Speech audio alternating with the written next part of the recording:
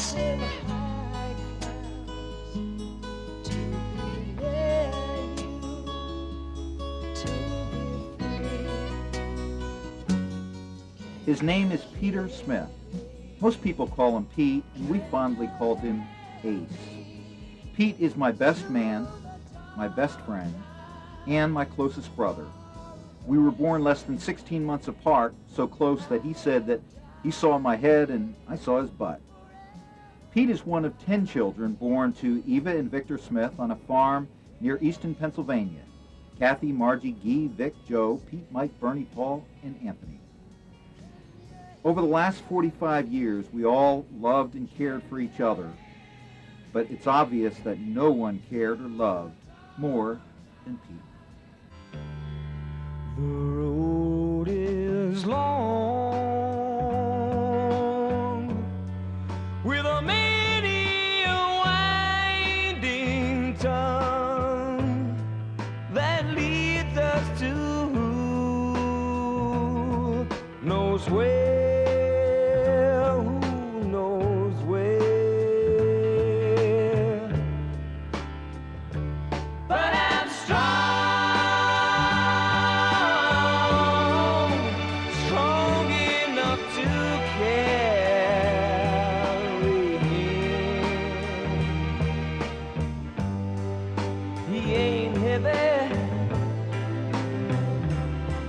My brother, so on we go. His welfare is my concern, no burden is he to bear, we'll get there.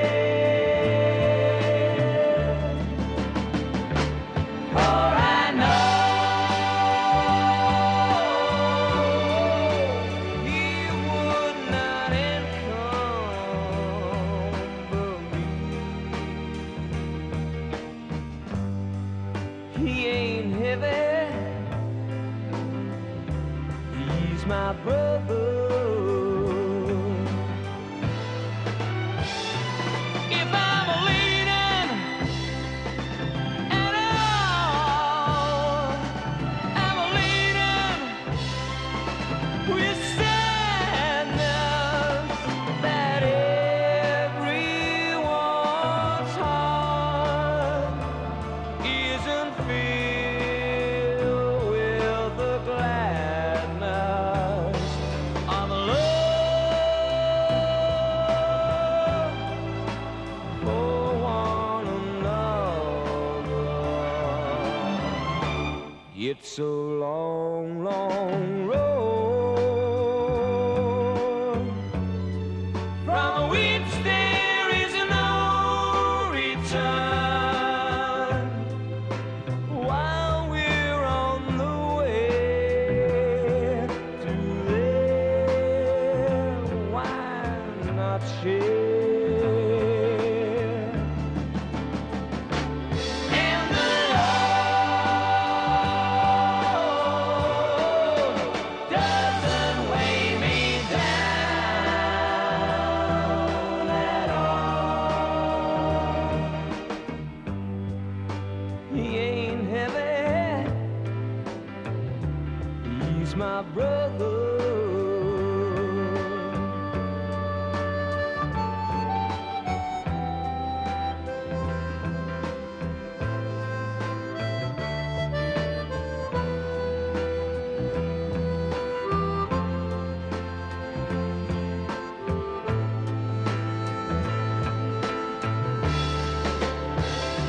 He's my brother.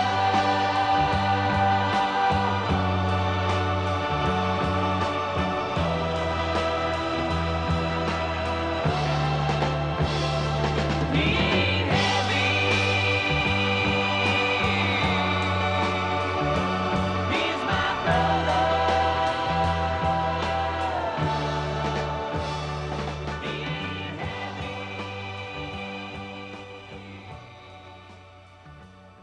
Pete went with all of us to St. Joseph's Elementary School He went with me to Notre Dame High School. He spent several years in the U.S. Army as a helicopter pilot flying Chinooks in Vietnam. Pete got a college degree in aviation and another in law. Pete married Susan Young, and they have 4 beautiful children, Barron, twins, Lauren and Christy, and baby Danielle. Those are the facts, but they don't explain who Pete is. This does. Pete was a spendthrift in love. Love is one treasure that multiplies by division. It is the one gift that grows bigger the more you take from it. It is the one business in which it pays to be an absolute spendthrift. Give it away, throw it away, splash it over, empty your pockets, shake the basket, turn the glass upside down, and tomorrow you will have more than ever. That explains the way Pete lived. Other than Mom, I have more letters from Pete than anyone else. Through his letters, his character comes out loud and clear. He was fun, he was loving, he was an encourager, and he also had a serious side. In the next few minutes, I'd like to share with you a little bit of the character of one marvelous man through his letters, through videotapes, through pictures, and through memories. I'd like to be able to share with you what I think Pete is. Pete never let a birthday go by without remembering. He would send cards, gifts, letters, and poetry. On my birthday in 1988, he wrote to me, "Dear Mike, happy birthday. Knowing it's your birthday gives me great pleasure. Once again, you're just 1 year behind, but being so close, you like everything I do and almost everything I have. Even Bernie I can pass things down to without much remorse, but you're too close, so I couldn't think of anything I could give you without missing it myself. If I were Kathy, I'd give you a big smile, a lilting morning note, and nothing else. If I were Marge, I'd give you a bath. And Guy, he'd give you a line, any kind of line you want to hear. Now Vic, he probably won't remember. If I were Joe, I tried to teach you something practical and be frustrated right off knowing you'd never learn that. We'll skip us too because we're doing the giving and receiving for the moment. If I were Bernie, I'd give you my heart, the whole bloody thing, no matter how much it hurts to tear away from it. And Paul, I'd give you a song, one that has him crying for his bean halfway through. And if I were Tony, I'd give you a smirk. After all, you're one of those big brothers who taught me all this without teaching me how to handle it. And if I were Mom, I'd scribble down the side that I'm coming to see you on October the 19th. Pete loved Mother Nature, especially at springtime. Many years ago, he wrote a poem called Spring Is, and here's his oldest sister, Kathy, reading his poem. I would like to read to you a message from Pete himself, a poem that he wrote Easter 1986 in Denver, Colorado. It's about spring and new life. Spring was trudging up the hill with boots slopping, the trickle of water everywhere from snow gone. Spring was helping Papa make the water run off the road rather than down it.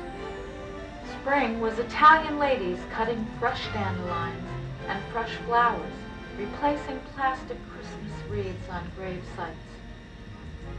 Spring was fresh grass peeking out of the brown clumps of last year's straw, patted down by the snow. Spring was Joe's birthday, and then Papa's. Spring was being able to stuff your coat in your knapsack on the way back from school. Spring was Mrs. Geiger feeling free to step on the porch to greet the Keats as they hold hands going by. Spring was permission to serve the 6 a.m. Mass, now that there's some light to get there. Spring was Holy Week services and processions. Spring was the chickens scratching fresh worms and the excitement of the garden being plowed. Spring was Perky, cocking his head in thought of how to raid the nest of baby rabbits. Spring was irises and Aunt Fifi once again outside laughing with a scarf on.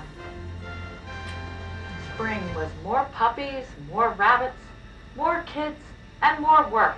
Welcome work. Spring was forsythia, and knowledge of jasmine soon, and Omi. Spring is the renewal of life everywhere, and the knowledge that life renews each year. That's Peter's. Pete gave away love to his brothers and sisters like no one else alive, but not one of us will say that he was perfect or that he was an angel. In this little card, he seems to admit all of those things that we thought he might have done. It says, "Bet you think I'm remembering you just because it's your birthday, but then I remember you every day." And he writes, "How could I forget? You got me in all kinds of trouble. Who's been in the sugar? I think I smell beer. What car? He jumped off the outhouse roof? Will you stop squeaking the bunk springs? He laid the stink. Sure you were down in the berry patch. I got dookie sores from Pete. Stand still. I'll get the rabbit. He's out shooting dogs. I didn't start any fires." We love you anyway, Pete. In working on a production for PBS, for veterans only, I needed to do a story at Angel Fire, New Mexico, at the Vietnam Veterans Memorial. Since Pete lived nearby, I asked if he would be interested in joining me. He said that he had never faced the war or talked about the war before, but that he would. He came and participated not only in the story I did for PBS, but also in the documentary which plays every moment of every day at the Vietnam Veterans Memorial at Angel Fire, New Mexico. Dr. Westfall's done something that none of us can do, or not many of us can do, and this is an inspiration to us all. Mm-hmm. And it lets us remember maybe the best side, the guys that really worked hard and gave their all. Peter Smith was a chopper pilot in Vietnam. Twice, enemy fire blasted his Chinook out of the sky. For 20 years, he tried not to think or to speak about the horrors he witnessed. Now he's brought his young son to Angel Fire to teach him that war is hell. The thing that strikes me is it gives me peace to be here. Other monuments, especially the one in Washington, stirs up a lot of emotions, and you come away very turbulent. Here, you feel peaceful, and that is something we all need coming from a place like Vietnam, and I can get peace here. Each day, dozens of veterans find help on this mountain to understand why it is that they hurt so bad. At a time in my life when I really needed Pete's encouragement and his love, he shared it with me through this birthday card back in 1982, when I was separated and living alone. And he wrote me a poem that reads, "Now that berry picking's over, no more green apples to get sick on, the sweetie grass has dried up, and no choke cherries to get blue on. Now that Mom can see you climb trees, 'cause the leaves have fallen off, and the buggy tracks in the dry hay give you away. Now that school is closed for snowstorms, and the bottingers have grown, what you gonna do with Mike when he's all alone?" Paul sent me a very touching letter that Pete wrote to him on April 13th, 1994, after a very special visit. Paul and Angela took Pete to church, and Paul and Angela sang in the choir, and Pete was very touched by the service. He makes a comment afterwards. At the end of his letter, he says, "A much favorite song of mine by Rod Stewart, titled Sailing, has some words with great grasp for many of us. It seems like you have found your way to be near the Lord." He wails, "I am sailing, I am flying. O Lord, to be near you, to be free." Try to listen to that song sometime for some deep thought. I am sailing, I am sailing home again, across the sea. I am sailing stormy waters to be near you, to be free. I am flying, I am flying like a bird across the sky.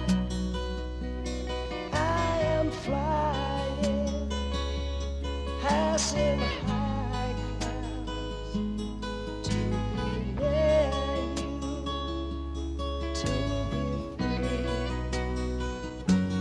Can you hear me? Can you hear me through the dark night far away? I am dying, forever crying to be with you. Who can say? Can you hear me? Can you hear me through the dark night far away? I am dying, forever crying to be with you. Who can say?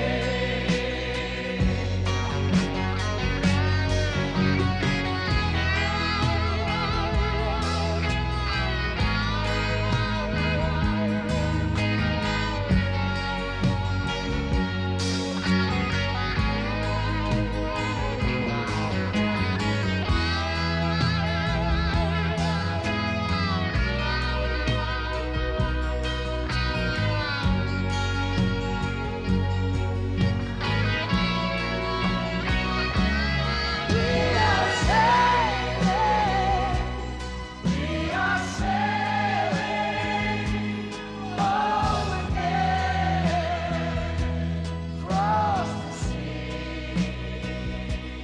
We are sailing salty waters to be near you, to be free.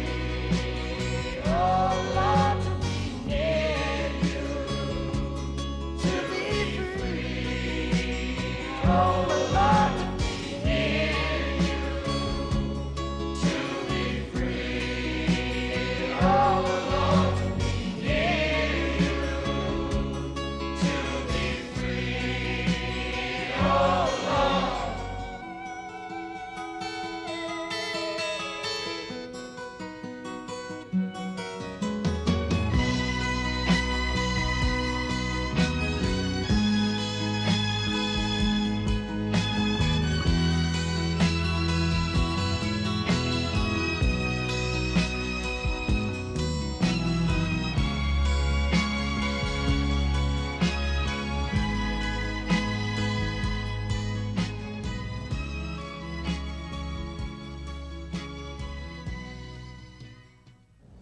Pete would often send little things in his letters to pick you up. In this letter, he sent along a picture of his son Baron in his Halloween costume that made the Rocky Mountain news. Pete always gave special gifts when it was wedding time.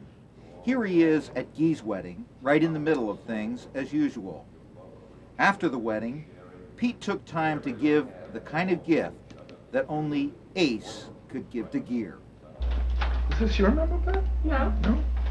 that's from Richie. Oh, okay. Yeah, but Well, Gear, for your wedding, I had a dream about Papa the other night, too. did you really? Yep. You have Yep, to tell he us was- about it.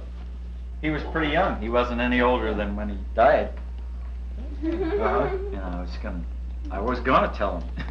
We were all Family birthday. congratulating him on how young he looked, how good he looked. And I was gonna say, but you've been well preserved. But I didn't. I kept my mouth shut because my little kids were there. And then we had some argument over who was gonna change their diapers. And You were Papa? No, all of us. Oh. There were two other girls. I don't know who. There were 4 little girls, but these two and 2 others, and we were arguing over who was gonna change their diapers. It was pretty weird. Pretty weird dream, but I remember that part. Sounds nice. Because sometimes when I dream about him, he's really old, you know, like in his 80s, and feeble. But this time he was pretty Perky, huh? Yeah. After him like that? Yeah. And Mom, didn't you say this, you would have been celebrating now around your 52nd anniversary? Yeah, we would have celebrated our 52nd in 1990. Wow, that's great. Speaking of changing diapers. Do we This is great. For my birthday in 1991, Pete showed up and took us all to Universal Studios. Part of his treat was Now to that our take new us captain and his fellow aboard graduates are Star on the Trek. bridge, I can feel my nervous stomach acting up. I have to keep reminding myself that this is only a training mission. I don't know. Push it. What does this button do? Read the card. What does this button do? Please don't touch that. Let's test the ship's phasers. Not now. That would be very dangerous. I am Captain Barron. I am pleased to serve as your commander. And I am Science Officer Gorbachev, reporting for duty. Just what we need. Another Vulcan.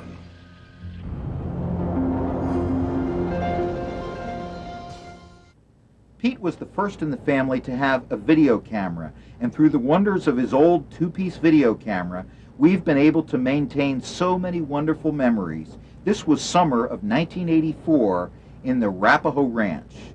And film more than anybody else. Aren't you? That's true. Good shot. Thanks. If it comes out decent, can you get a print? Or give me the... This is the old hook handle pan, putting back into action officially at the Smith Cookout. Win.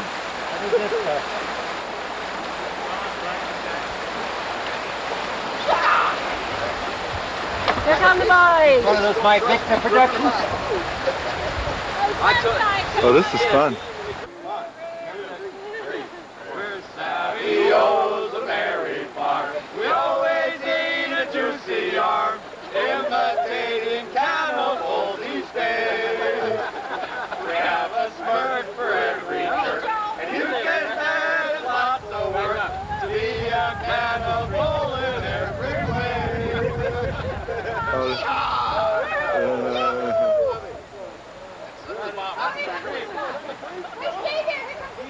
We enjoyed it so much that we got together again the next year, 1985. Let's see. Okay. All right. It's the top of the shot is the top of your head with a little headroom. The bottom of the shot is about your belly button. Okay. Okay. Psycho. It's psycho. Psycho! Psycho!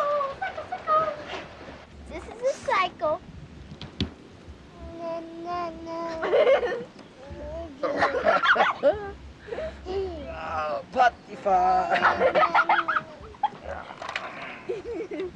Hello.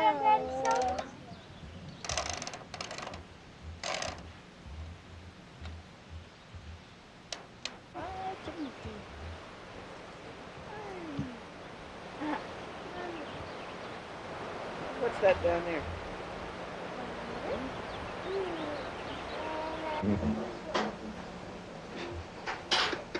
I didn't know I was supposed to escape. Pete used his wings to keep the Big Smith family in a big world very close together. He would fly to family members for graduations, for weddings, for birthdays. Sometimes he made up events in order to bring the family together. They were wings of love. I often took Pete's video back to the television station, edited it together, and made stories, travelogues, which I used on the air. One of the greatest things about living in this free land is the opportunities to wander freely in nature, in unpolluted air amidst clear lakes and rich forests. One area of America that resounds with such magnificent scenery is Colorado, where there's still space to wander for miles without seeing another soul. I spent a few days out there last month, and before I left, my family showed me around once again, but from a different angle. Clear.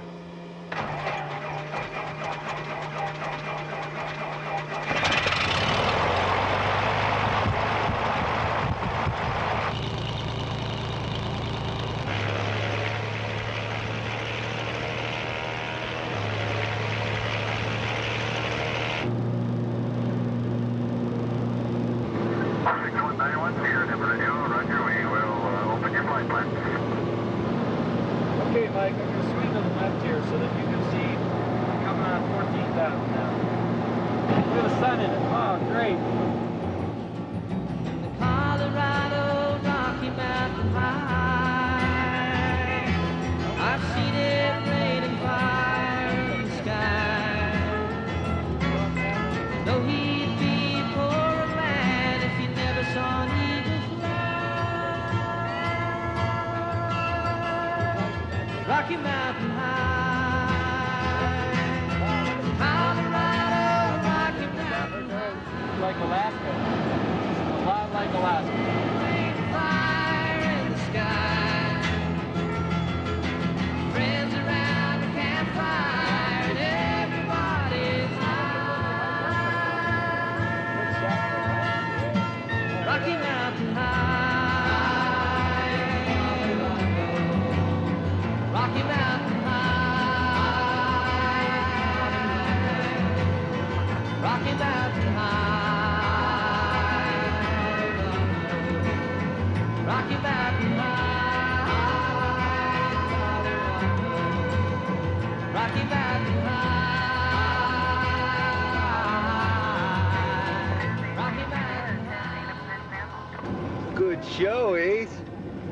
Mike, that was your brother flying the My airplane. brother and my mom, for sure. Yeah, you must know he has a very large family. How many? I had 9 brothers and sisters. That's great. That's great. What a It's a wonderful trip. blast. Good to get together. Yeah. Many of us have gifts from Pete all over our house, all kinds of trophies and pictures. This is one of my favorite, my 57 Chevy with opening doors and opening hoods. Pete and I loved old cars, from the old 49 Buick that we had on the hill to this 57 Chevy, which we had in California. Every year, Pete gave me a car calendar for as many years as I can remember. Some of them were very unusual. Pete had a sense of humor which he loved to display through his gifts. Not all Pete's presents were shiny and new. In 1975, he gave me this old dish. It turned out to be the plate that I ate off of as a child. When the Exxon Valdez disaster took place up in Alaska, Pete immediately left his law practice and went up to see what he could do to help. He found himself flying Exxon executives back and forth from their camps to the disaster site. In this letter, you can see that Pete is very angry about what happened. He says about the Exxon executives and the oil, "I took them, the big guys, up close to it, stuck their nose in it, stuck their feet in it. We took them to the beaches to see the oil working its way down into the graveled shores. We picked up sea otters to take back in cages to be washed off so the oil matting their fine hair wouldn't cause them to freeze. It was poetic justice maybe to force the Exxon execs to smell the otter excretions as they shared the passenger compartment." And at the end he writes, "Every exploitation has very expensive risks that we must evaluate. If we don't, we must pay a very high price, the price of altering that which future generations, our kids, receive from us. Don't they deserve their heritage in at least as good shape as we received ours?" For all of us, Pete was an encourager. He was a Barnabas. He knew when we needed encouragement, a call, a visit, a letter. At one time in my life when he knew I really needed it, he wrote this letter. He said, "Hope all goes well. Listen, brother, if you're in a pickle or in trouble somehow, it's okay to talk to us about it. Maybe we can help. It ain't always money that can pull you out of a slump, and we'd be challenged to help with whatever is up. Please don't hide from reality, however, because it won't hide from you. Hope you understand." Pete was very much like a bridge over troubled waters. When you're weary, feeling small, when tears are in your eyes, I will dry them all.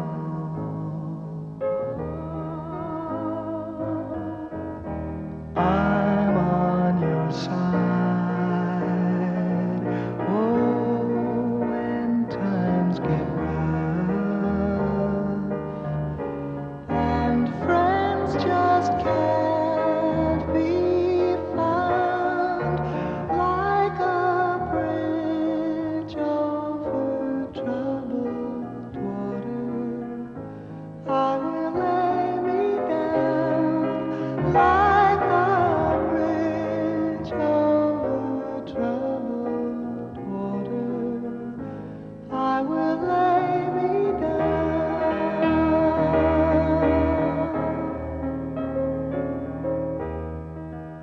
Sail on, silver girl, sail on by. Your time has come to shine. All your dreams are on their way. See how they shine.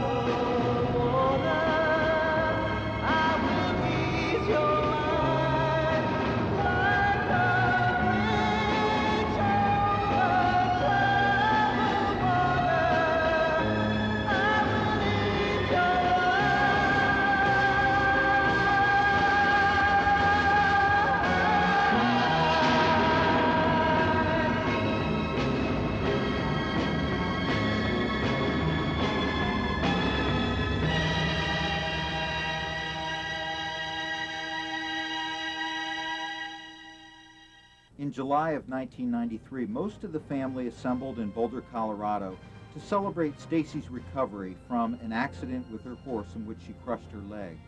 We took advantage of that opportunity to record greetings for Marge's 50th birthday. And here's Pete's. Yes, it's me. Absolutely. And I just got over the same kind of thrashing that I used to give you out of that old washing machine bathtub, where my daughter just splashes me until I'm as wet as I am now, except that I was wetting you. And, you know, I always wondered if you'd ever have any kids after having to deal with me, but somehow you got over me. So, and then, of course, you thought you got over me, you thought you got rid of me by leaving and going to Haledon and Columbus, Ohio, and then, wherever that place was, Portchester. Little did you know that I'd track you down. Or Mom would, and you put up with me for a few more months, and Mrs. Carlucci and a few of my really, really best events. Right, Danielle? Huh? And look at me now. I've got another one to, actually I got 4 of them to do exactly what I did to my sister. They'll do it to me, and 4 times over. So, I love you. Thank you very much for what you taught me. You taught me how to be a good mom. And I'll try to do the same.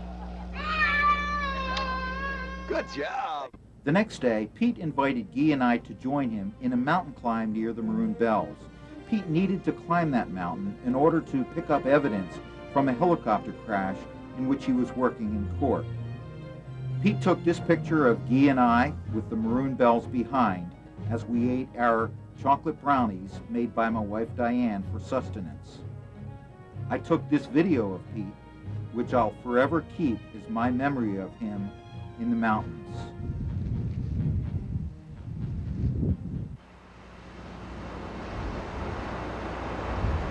Beautiful. Yeah, man.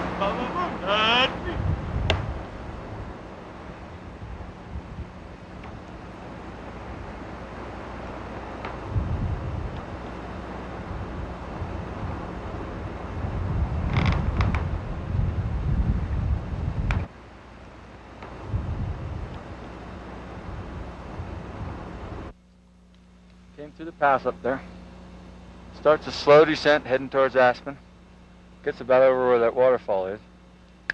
Something snaps, sharp drop. He tries to turn and head for that clearing, comes around.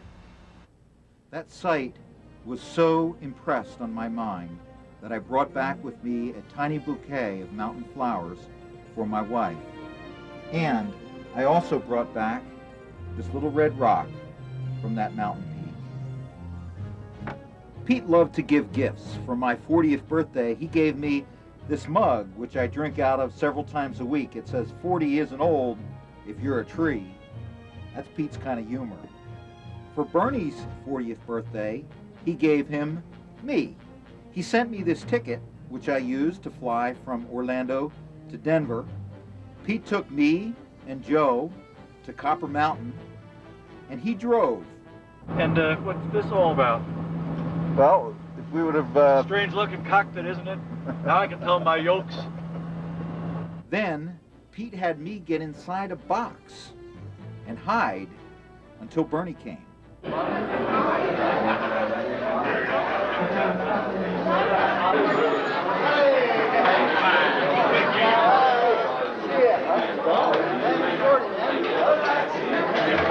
Happy birthday!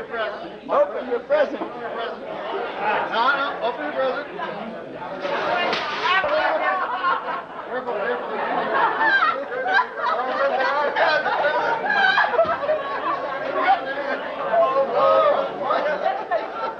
was hoping it was a girl.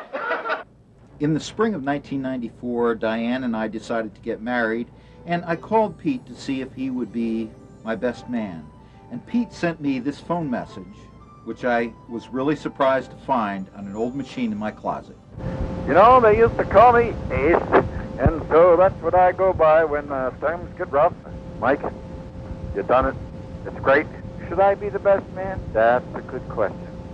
It's great. Congratulations. And, Mike? In July of '94, Diane and I got married, and Pete came to be my best man. All of us know that when Pete comes to a wedding, and he comes to all of them, he has some kind of a surprise. For mine, he showed up at dress rehearsal in a dress, a slinky black leather outfit. He always found a way to get a laugh, to relax everyone, and to have fun. He did everything that a best man should do.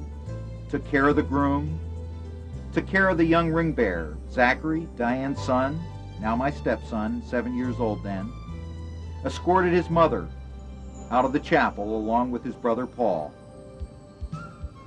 made the toast, a toast I'll never forget. And with the toast, the best man, Mr. Peter Smith. We all know, Diane, that getting married, at least right now, appears to be easy. Staying married, however, is difficult and sometimes hard, and we have some great examples here of hard work. Artie and Marilyn, over 40 years. My mom, before our dad took flight to higher levels, 25 years. Geez, I've had great 14 years so far. And a special toast to Diane, you're going to have hard work. Michael is one of those that you really have to chain him in, okay? We had him for the first 15, 20 years almost, and then Melanie and Monica got him, and now Zach, wherever you are, Zach, you got him. He'll make a great dad, and you'll have a lot of fun, but just remember, it's going to be hard work and you'll enjoy it. Here's to you. May you all have a long and happy life together. And found the perfect opportunity to interrupt the bride's dance.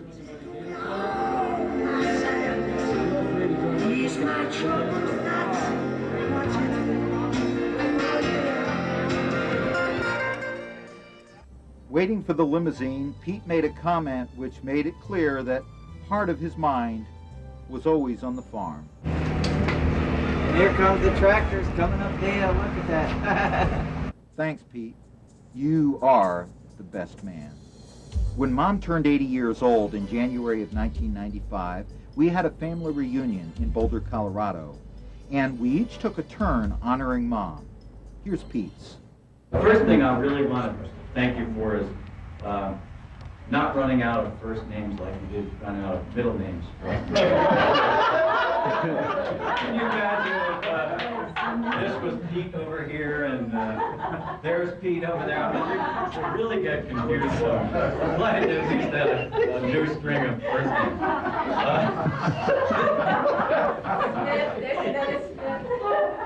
There's a lot of wonderful things that we've been able to share in the past, and the fact that you were willing yesterday to hop in a plane with me and fly back down here to Denver was a reminder of the little corners of the world that you've been willing to allow me to lure you into, and to really share some new experiences Initially, Hendersonville, North Carolina. I remember you first coming there on your first plane ride in San Diego, and then with my other one very important woman in my life, Susan. We've shared trips to Cordova and Wrangell and Juneau, Alaska, and even more recently with my whole family. The littlest one still tucked inside the womb over to Germany, and introduced that part of your youth to us, and I really appreciate that. And in thinking about that, I realized that I am today the lucky one, along with Anthony, the only other one here to have my entire family. You have your entire family here, and I have my entire family here. It's just a blessing to have us all together.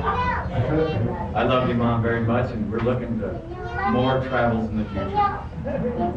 You've traveled through life with us, and you always will. I mean, look behind you, my girls in their Mookie blankets, and no matter where we go, there Mookie is, and we appreciate you.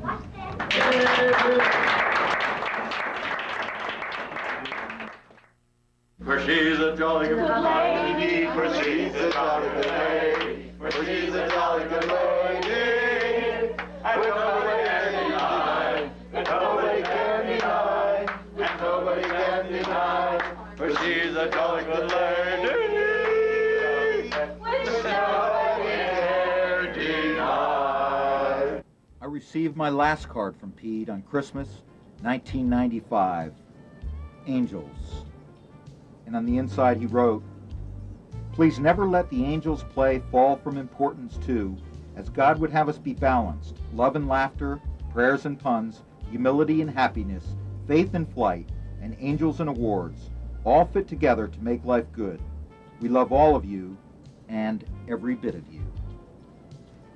On January 23rd, 1996, I received a letter from Mom in which she wrote, "Pete brought the 3 little girls on Saturday.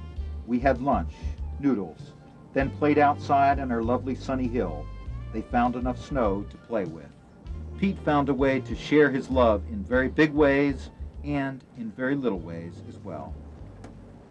On January the 31st, 1996, Pete went to work for the last time wearing this tie.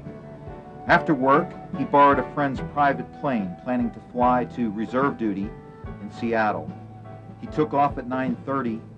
His plane went off radar at 9:54 over the Rocky Mountains near Mount Ypsilon. Hundreds of people prayed for Pete. I went to my prayer room at church and spent an hour on my knees and opened my eyes to see an open Bible, and I thought, what should I read? And the Word said to me, read what's in front of me, and it was the 91st Psalm. I read it, shared it with my wife, and went to Colorado. Unbeknownst to me, at a private memorial mass the next Sunday, all of us sang the 91st Psalm on Eagle's Wings. Who dwell in the shelter of the Lord, who abide in his shadow for life, say to the Lord, my refuge, my rock in whom I trust, and he will raise you up on eagle's wings, bear you on the breath of dawn, make you to shine like the sun, and hold you in the palm of his hand.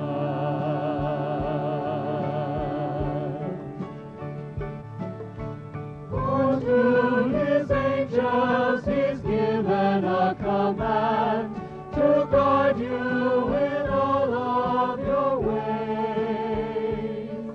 Upon their hands they will bear you up, lest you dash your foot against a stone. And he will raise you up on eagle's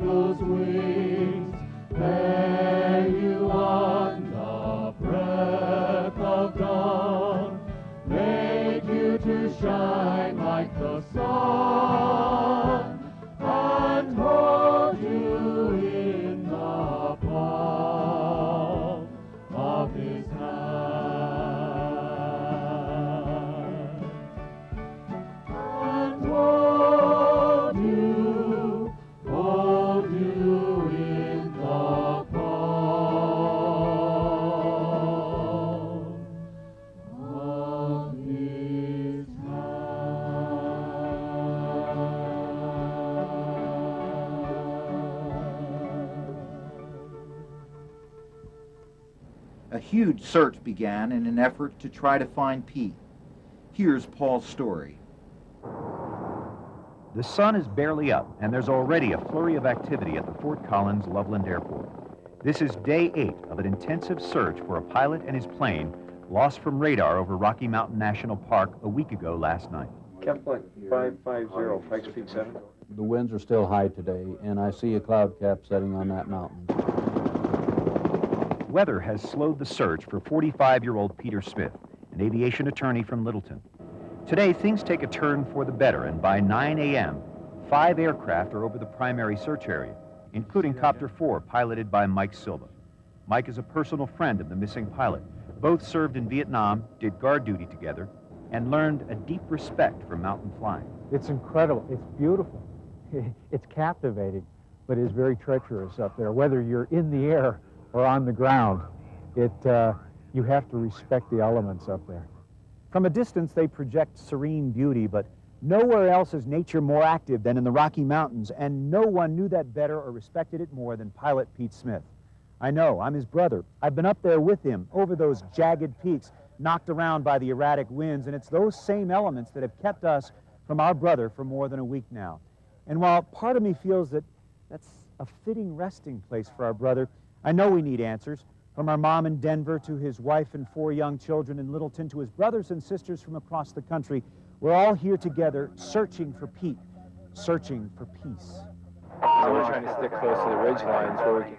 Family members have kept a daily vigil at the command center, trying to offer what little help they can. They can use all the help they can get, and I can't fly a plane, I can't do anything. I could bring muffins, maybe. Pete put his heart and soul into everything that he did for his clients, for his country, for the legal community, and those people are here doing everything that they can do for him to give back to him what he gave to them. I am flying, I am flying like a bird across the sky. I am flying, passing high clouds to be near you, to be free. For more than a month, the search yielded nothing, by foot or by air. Then on March 4th, the entire family gathered at 6:15 a.m., the time and date that Papa died, to pray that the search for Pete would be successful. That evening, I got a phone call saying that the remains of Pete and his plane had been found less than 300 feet from the summit of Mount Ypsilon. However, circumstances were such that nothing could be recovered, at least until summer. Pete is now part of the mountains, which he loved so much. When Pete traveled, he always ran rather than walked. He'd fly rather than drive. He'd fight rather than switch. Pete knew there was much to be seen and to be done, and not enough time to do it all. Robert Louis Stevenson said, "To travel, hopefully, is a better thing than to arrive." If Pete has indeed reached his final destination, he now has answers that we can only continue to speculate on. While we've lost a brother and a friend, we now have a powerful ally in his spirit. Pete's not only my brother, he was my employer, my mentor, my flight instructor, at times my guardian in my father's absence. I'm proud to have happily traveled part of life's journey with Pete, and I'll look forward to the day when we can walk together again, wherever that may be. I love you, brother. We all do. Farewell. I remember skiing with Pete. Skiing with Pete was not like skiing with others. Skiing with Pete for me was going through the trees with terror on my face, a death grip on my poles, and hoping that we would have that opportunity to get to the end of the day alive and talk about our children, which he did. I remember Barron, when I first moved to Colorado, was a toddler who was around my house quite a bit, playing with his dinosaurs. And at the end of those days of flying with Pete in the mountains and skiing with Pete, we would talk about family and children. And that's the one message that I want to tell to Pete's children today, that he loved you with a love that I would describe as greater than love. And you will always have that to live with. I could see him weekly, always flowers in hand. And not a day in 20 years went by when he didn't even say or left some token saying, I love you. He was a children's man.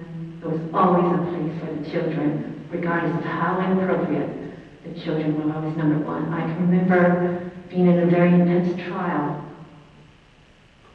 The children walked into the back of the courtroom. He stopped, went back to give them a big hug. He always enjoyed having them there. I'm very honored to maintain and carry his spirit for the future in our children with us. He's soaring there with the eagles. He's always a part of us. And we certainly will go forward the rest of our lives with joy in our heart of having spent the time with him and continue to live with all the vibrance, exuberance, and joy that he did in his life. And I would encourage you all now, as this was sung, to come just as you are, with the feelings that you have, not to hide those, but to bring them and allow Christ to give you the living water that he has to offer you. Because once you taste of the living water, you'll never, ever, ever thirst again. And he will give you eternal life. And that is the gift he has to offer you today.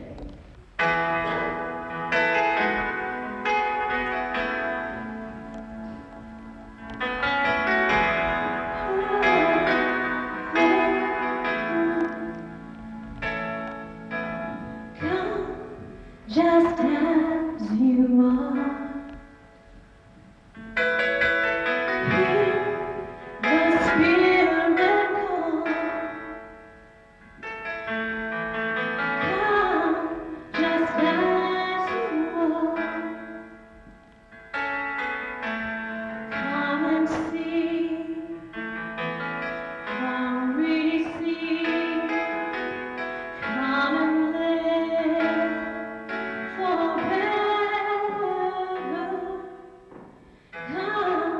Just as you are.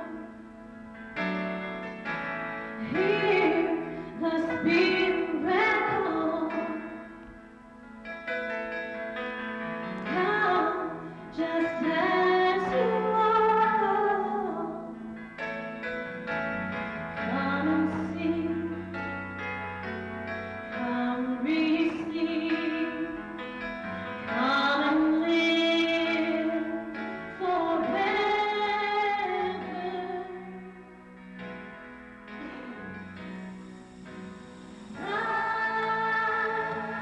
Everlasting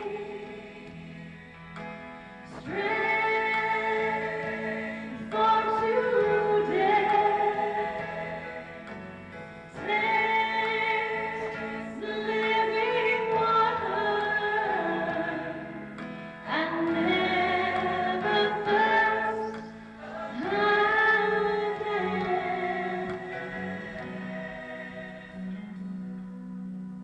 I believe that we didn't lose Pete. You can't lose somebody if you know where they are. And Pete is riding on Papa's shoulders. Pete is with the Lord, and I know that for a fact, because my Bible tells me, the Word of God says in John 3:16, whoever believes in Jesus Christ will not perish, but have everlasting life. Pete believed. He took communion with Mom on the Sunday before he died. Pete wrote to me, and in a letter that he sent out to all of us one holiday, he said, this holiday season is not just a time to let you know how we're doing. However, it is a time to inquire of those we love as to how life and love is treating them, and to wish you the peace and quiet contemplation offered by warm houses, snowy days, time off for the holidays, and thoughts of a little baby who came into the world offering hope and love. When we were little, we often had a race up the hill after school, a race to home, and Pete, with his fast legs, often won the race. Well, he's won the race to home one more time. But we'll get there too if we believe. Ace, see you at home, man.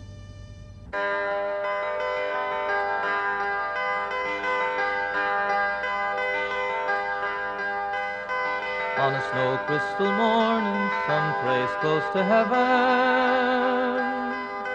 on the side of a mountain, in a race for the sun, in a matter of moments, the dream of a lifetime is won. There's a fire in the heart, and it feels like a hunger. The spirit is burning, consumed by a flame. To be one of the best in the world is its name. To go faster and farther than anyone ever before. To be braver and stronger and truer, and then even more. To give all that you can be, and all that you've ever longed for.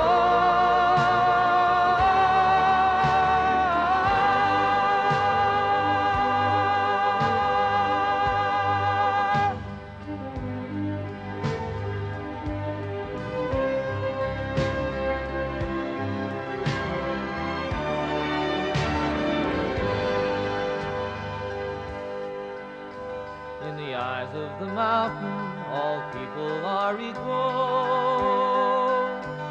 In the eyes of all people, our soul can be seen. In the course of our struggle, we'll know what humanity means.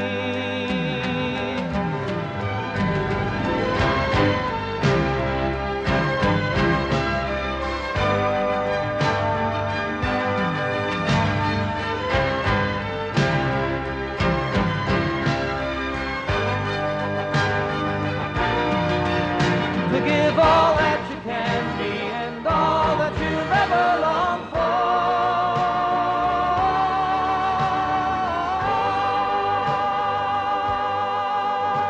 We gather together to face one another. We gather in silence to sing for the sun. We gather in peace to go for the gold.